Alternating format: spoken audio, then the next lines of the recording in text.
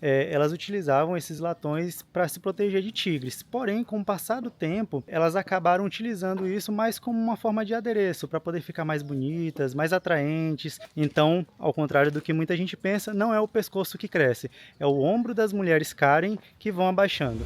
E aí, pessoal, tudo bem com vocês? Meu nome é Gabriel. Meu nome é Isadora. E sejam muito bem-vindos ao No Mundo A2.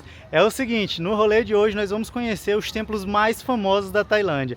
Nós estamos hospedados em Chiang Mai e tem um passeio que é muito famoso, que é visitando a cidade de Shanghai, que fica a cerca de 4 horas de distância de Chiang Mai. Por aqui você vai encontrar os principais e mais bonitos templos da Tailândia.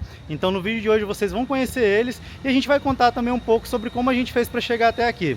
Bom, já adianto para vocês que não deu certo da gente fechar com alguma agência, porque a gente ficou enrolando. E decidimos em cima da hora.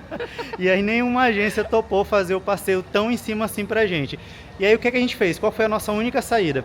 Nós alugamos um carro, porém não saiu nem caro. O carro custou 1.200 bahts a diária. Ou seja, como nós estamos em 4, custou 300 bahts por pessoa. E aí conforme o passeio for rolando, a gente vai atualizando vocês sobre os demais preços que a gente vai encontrar pelo caminho, beleza?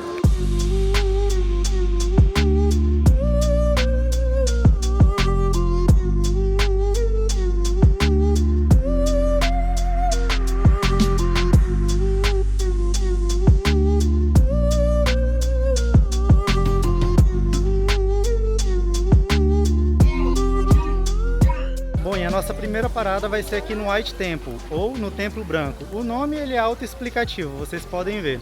E qual que é a história desse lugar lindíssimo, cara? Isso aqui, há muito tempo atrás, era abandonado. Até que um artista lá de Chiang Mai decidiu comprar a propriedade e reformar. Ou seja, ele projetou tudo isso e reformou tudo. De que forma? Ele utilizou verba própria. Ou seja, tudo isso que vocês estão vendo por aqui saiu do bolso dele. Atualmente, ele é aberto à visitação ao público. Tailandeses não precisam pagar absolutamente nada para visitar esse lugar. Já os estrangeiros precisam pagar cerca de 100 bahts por pessoa, né, para poder entrar aqui. E qual que é a principal ideia do artista? É justamente voltar o olhar das pessoas ao budismo. Justamente por isso, aqui ao redor do templo principal, você encontra diversos anexos que são dedicados à prática e ao ensinamento do budismo. E esse lugar, pessoal, é extraordinariamente lindo. Todo lugar dá para você tirar uma foto. Olha só essa área aqui. Isso aqui simula uma cachoeira. Olha que coisa surpreendente. Isso é muito, muito bonito. Olha só. Tudo artificial, logicamente. O artista que criou todo esse complexo.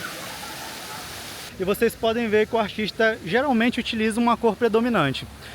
Ou o branco ou dourado. Tem alguns templos aqui que são dourados, apesar de não serem em grande quantidade, e a maioria são templos brancos, que é o que dá o nome a todo esse complexo aqui.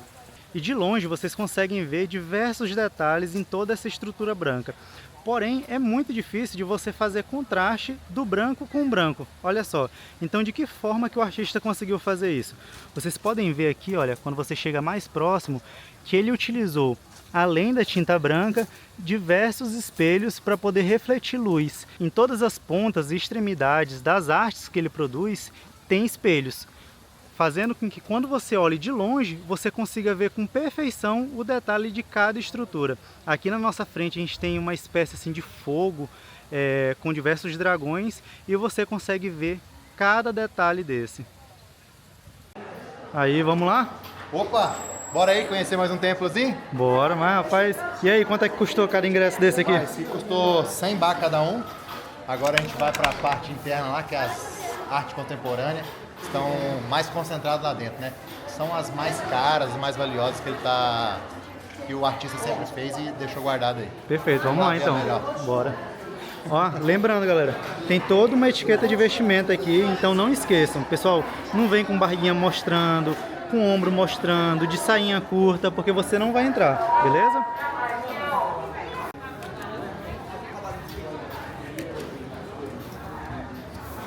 Só não pode jogar fora, vai que quer Precisa. nos cobrar. Ó, tentaram cobrar a gente 2 vezes, não foi já? Sim, isso é verdade. Agora sim, do lado de dentro do templo principal, nós vamos tirar algumas fotos aqui do lado de fora Porém, já vou avisar para vocês que infelizmente não conseguiremos filmar dentro do templo, porque não é permitido, beleza? Mas eu garanto para vocês, as imagens do lado de fora também são surpreendentes. Look at me sometimes like all you want to do is run. Hear me out, hear me out. It's all the things you never show. There are the things I want to know. Nós acabamos de chegar no Templo Azul. E do Templo Branco pra cá foi cerca de 15 minutinhos de carro. Então foi muito rápido e você também não paga pra ter acesso a esse complexo. Então eu tô gostando super. Outra coisa muito interessante é que aqui também era um templo local que foi abandonado e foi entregue nas mãos de um artista local, daqui de Xangai. Porém, ele se juntou com outro artista que desenvolveu o Templo Branco para poder finalizar e concluir todo esse projeto. E realmente ficou muito lindo.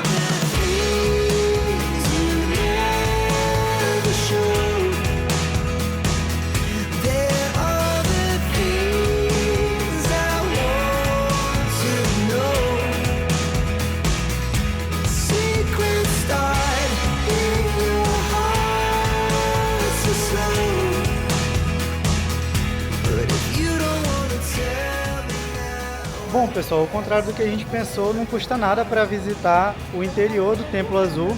Claro que você sempre pode deixar sua doação, porém a entrada é liberada. Lembra sempre de vir com a vestimenta adequada e tirar os sapatos.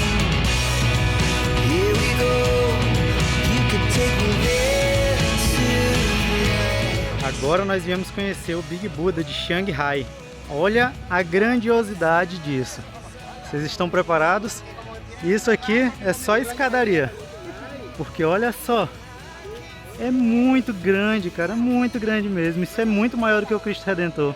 Olha só, cara, que imponência.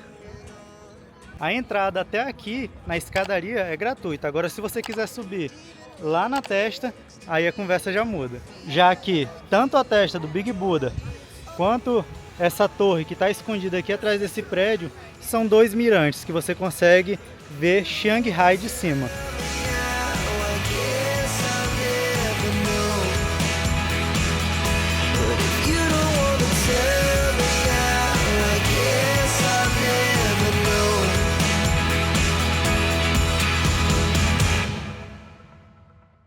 Dessa vez nós chegamos num lugar que eu nunca imaginei conhecer. Nós chegamos naquela tribo que passou diversas vezes pelo Fantástico, pelo Globo Repórter, falando sobre tribo das mulheres girafas. Cara, eu tô surpreso. Isso aqui foi uma surpresa pra mim. Achamos por uma casa, né? Foi, e aí hoje nós vamos visitar. E aí, Cleverson? O que você acha do passeio de hoje? Cara, eu assim, muito legal, porque eu tô bem ansioso para conhecer também. A gente só tinha visto na televisão, né? E a gente não acreditava, né? Parece uma coisa de outro mundo. Então agora vamos chegar lá pra gente ver como é que funciona. Cara, que emoção. A gente tá chegando nesse exato momento em uma coisa que até então pra mim era muito distante.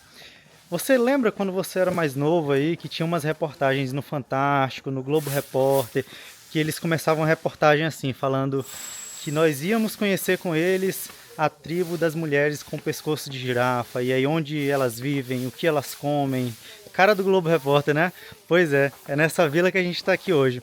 Bom, cara, simplesmente uma experiência surreal para mim até então. Nós ainda estamos em Xangai, não saímos ainda da cidade, e tem diversas vilas como essa espalhadas por todo aqui o norte da Tailândia. Essa em específica se chama Long Neck Karen Village, foi a que nós viemos visitar. Sobre os valores, para entrar aqui você paga uma taxa de 300 bahts por pessoa, o que eu acho um valor razoável, então vai de você aí. Logo na entrada você consegue perceber que isso aqui é realmente uma vila de uma comunidade local, não é só turístico, porque tem uma zona, que é essa aqui que a gente está passando agora, que é onde elas ficam, elas e eles, tá? Porque também tem homens aqui na comunidade, porém a gente não entra nessa parte, tem a parte específica dedicada e destinada ao turismo, então é para lá que nós estamos indo, até porque, já pensou, seria muito importuno todo santo dia turista entrando na casa das pessoas, visitando eles, então é justamente por isso que tem uma área dedicada para isso. Mas afinal de contas, o que são o povo Karen? Tá? Os Karens, que é a denominação desse grupo, que é conhecido como tribo das pessoas com pescoço alongado, das mulheres girafas e por aí vai, eles são uma tribo originalmente do Mianmar, das colinas. Porém, devido a diversos conflitos políticos, eles acabaram fugindo para a Tailândia, já que a Tailândia faz fronteira com o país, e atualmente eles vivem aqui como uma espécie de refugiados, não é isso? Sim, sim. E que o pessoal estava explicando para a gente ali é que até hoje eles não conseguiram os documentos deles, eles moram aqui como ilegais, tá? Vivem numa situação que é muito difícil, tá? Para quem está passando aqui, conhecendo, é difícil. E aí de que eles vivem? As mulheres vivem do artesanato. Isso é uma mesmo. coisa muito colorida, né? Muito bonita. Isso. E os homens da agricultura. Então assim, quando a gente tenta se aproximar, a gente não pode tentar aproximar deles como os animais, igual o pessoal pensa, né? Isso Então mesmo. assim, aqui não é um zoológico humano, aqui Isso são mesmo. seres humanos que estão aqui e muita gente não tem essa visão. É. Então assim, a gente tem que ser dócil, a gente tem que ser carinhoso, são seres humanos assim como a gente. Então acho que a gente tem que chegar, dar o carinho, dar atenção e eles vão se abrindo, eles vão mostrando artesanato, é isso que eles querem, o pessoal vem, visita, mas também que trata eles como ser humano, que eles são. Então agora a gente vai lá conhecer um pouco deles e ver essas mulheres aí com esses pescoços alongados. Isso aí.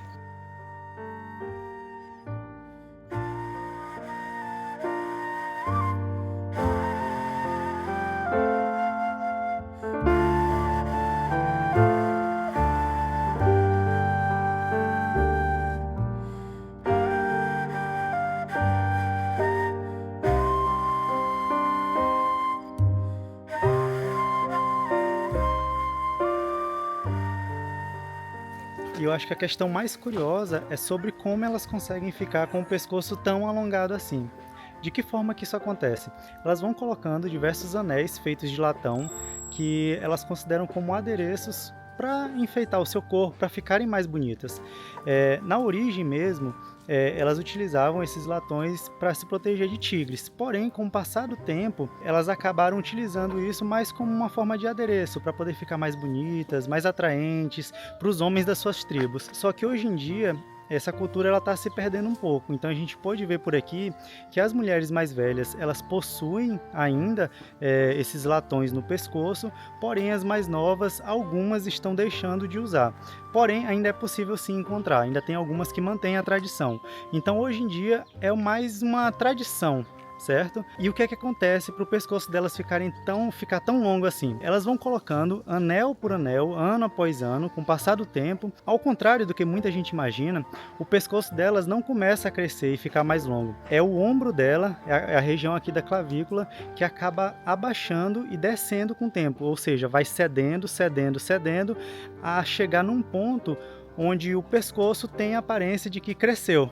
Então, ao contrário do que muita gente pensa, não é o pescoço que cresce, é o ombro das mulheres Karen que vão abaixando. Tem uma discussão muito grande sobre se esse tipo de passeio ele é ético ou não. Por quê? Porque muita gente considera esse tipo de passeio como se fosse uma espécie de zoológico humano. Mas o que é que acontece? Vocês lembram lá no início que a gente comentou que até hoje esse povo vive de forma ilegal na Tailândia? Pois é, justamente por isso eles não conseguem trabalhar e se sustentar somente da agricultura 100%. Então o que é que acontece? As mulheres da tribo Karen acabam produzindo artesanato, produzindo diversas semijoias e joias para poder vender para os turistas, para a população tailandesa que visita esse lugar. Então eles se sustentam hoje basicamente do turismo e da produção de artesanato e da agricultura quando se trata dos homens da tribo Karen. Agora, sobre a questão disso ser ético ou não. Então, a gente percebeu que boa parte, na verdade, dessa discussão está ligada diretamente ao turista. Por quê? Porque muita gente acaba passando por aqui, a gente viu muito disso aqui enquanto a gente estava caminhando, e tirando foto. Passa e fica tirando foto do pessoal como se fosse realmente... como se eles estivessem realmente visitando um zoológico. Então é essa parte que é muito negativa, porque tem gente que vem pra cá, fica só tirando foto, não interage, não faz nada, parece que tá tirando foto, você sabe de quê? Ou seja, passa, tira um monte de foto e vai embora, parece que aquelas pessoas não existem. Mas se você parar um pouco para poder apreciar, para poder admirar o que é que está acontecendo em sua volta, até porque, como eu disse para vocês, isso aqui é sim uma vila deles, então se você tiver um pouco de paciência, um pouco de compaixão com o próximo, você vai ver que eles estão seguindo a vida deles normalmente. E eles acabam fazendo, aproveitando desse fluxo de turismo, acabam fazendo da casa deles uma espécie de venda, ou seja, uma forma deles se sustentarem. Então, se você fizer um turismo dessa forma, realmente tentando se conectar com a população, com essa tribo, e não somente passar como se estivesse passando em um museu, tirando foto de várias coisas e ir embora, aí sim, você vai fazer um turismo um pouco mais responsável e não aquele turismo antiético que a gente vê por aí.